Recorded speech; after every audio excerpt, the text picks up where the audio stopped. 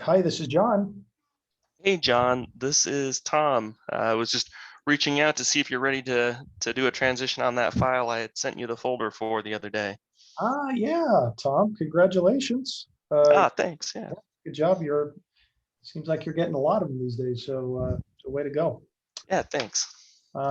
Yeah, so you sent me the share file document I see here. So you shared all the folders with me. Did you? So yeah, I do have time now. Let's dive in and do this. Did you? I guess the first thing is, did you? Were you able to get the fee agreement signed and kind of walk the Mhm. client through everything on the fee agreement? Yeah, yep, the fee agreement is signed. I had Dave countersign it and it's in the folder for you. Great. And were you able to kind of walk the client through the Mhm. particulars of that as well? They were comfortable with everything. Yep, this is we'll get in more detail. This is an SBA loan, but they're aware they need to be paying at close and it's gonna be outside of closing, so they'll be prepared to wire the funds that same day. Got it. Okay, perfect. So this is a purchase contract, right? Is it a Mhm. purchase? Correct. Yep. They're purchasing a new location for their existing restaurant to expand to a new location. Okay, so this is a purchase, and do you have a contract signed in there as well? Yeah. Yeah. There's a purchase contract in the file. I put in the folder I named property, so it's got all the property details Okay. there. And it's signed by both parties?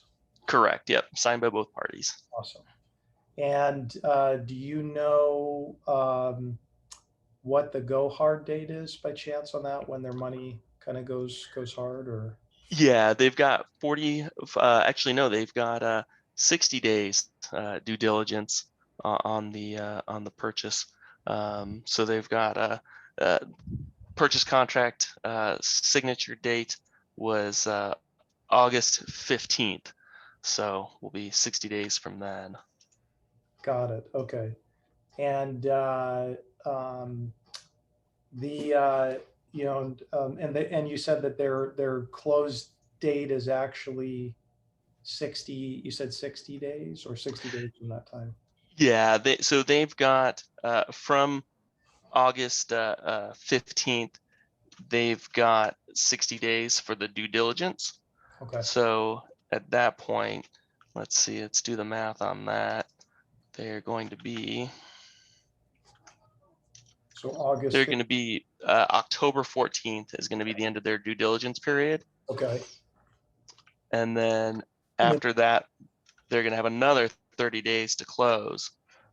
So their actual close date will be November 12th or November 13th rather. November 13th. Okay, great. Perfect. And you've spoken to the agent, and sort of everybody understands, like the client understands the critical timeframes and things like that. Yeah, he's very aware. And this is a situation where we have a little bit of TI involved on the project. Okay. So the client is very aware that, this needs to happen quickly. So he's got all hands on deck to get it done. Okay. So purchase of a building, they already have a restaurant, moving Mhm, into it. mhm, There is tenant improvements mhm. that are going to go into that. And then what's the total purchase price? And then what are the Purchase improvements? price. Yeah, purchase price is going to be 950,000. Okay. And then the budget for improvements right now it's at 350,000, but we are waiting for the firm bid from the GC on this. Okay. Got it. So that's still a little fluid, perhaps. Correct. Yeah. So they've Okay. got the GC has gone out to the building and done the high level on it along with the architect, but they're putting together a firm bid and they're aware they need to get that all put together quickly so they can submit for permits and all that good stuff. Okay. Great. And is there any flexibility on the close date, or is that hard? Not really. It's definitely hard because the seller does have a 1031 exchange going on. but we do have a little bit of a backup plan. If we hit that close up date and we don't have everything in place for the TI part. So these guys have a little bit of cash in the bank. So what'll happen is if we can't get to a point where we have a permit in place, we can still close on the purchase, and there's going to be some money from the seller, or from the buyer rather, set into accounts with the lender as a placeholder while the TI budget gets hammered out, and that's all been vetted out with the lender that they can do that. And who's the lender on this? Bank of the West is going to be working on this one. Okay, Bank of the West. Okay.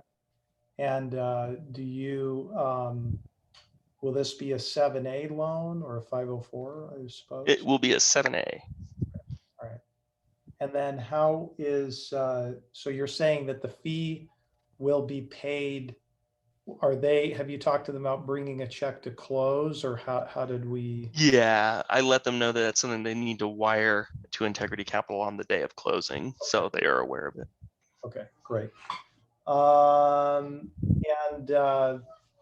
So that's clear. And then are there any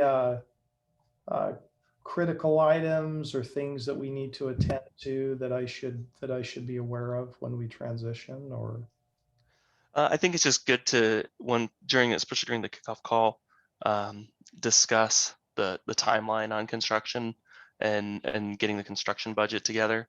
It's been gone over, with the client and the lender, but it's just good for everybody to have that conversation together.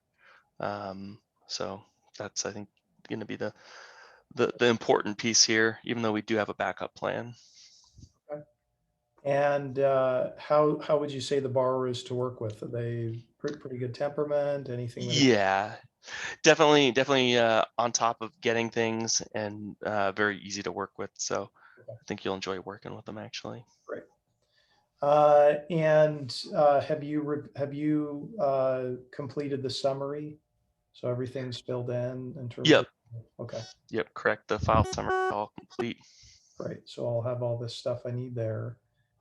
Any deposits that need to be paid up front at all that we need to be collecting?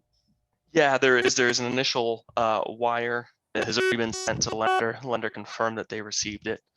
So good faith deposits taken care of on the lender side there. Great. And in terms of the terms from the lender, what are there any? You kind of maybe just walk me through those a little bit, like what did we agree to? And yeah, so it's going to be an SBA 7A loan.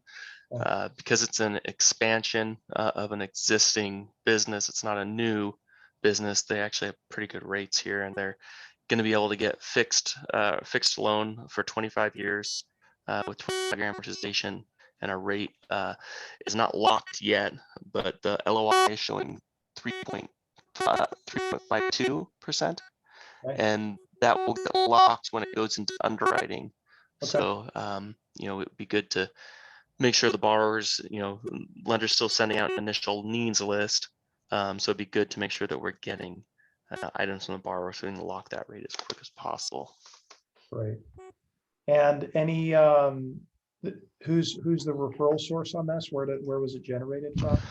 This actually came to us through, it was reaching out to a realtor who they were looking at a property with. And his name is Will Chang, okay. And they did not go through with that property. It was unfortunately outside of their budget, but they stayed in contact with me, and we assist them on the next one. And with respect to, I would imagine everybody's a citizen on the transaction. Anything that they need to actually know? There is one of the individuals is not a citizen, and they are a resident alien. Okay. But we've got that information from them, and they've got the lender's verification form for that. So but they are here on a a resident alien card. So all okay with the lender side. Okay, good. That's all cleared. Okay.